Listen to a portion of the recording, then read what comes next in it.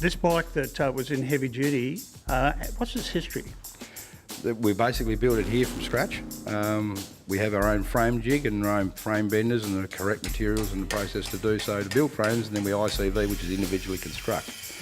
And that then goes through the transport people and engineers, and then they're roadworthy and ADR compliant.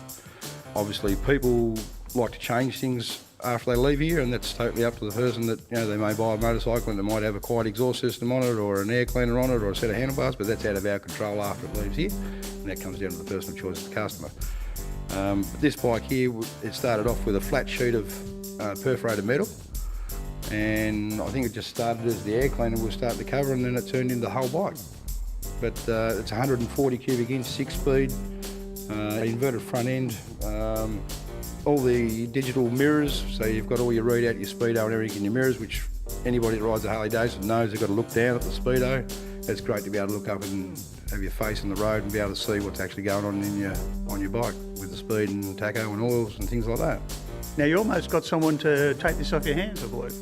Yes, it was actually used as a promotional tool for exhibit from Mr. X. I think he's from Pimp My Ride. He really wanted to take it back to the States. The problem that you have in Tasmania is that once you export something out of Tasmania, there's a fair cost on it to go to the States.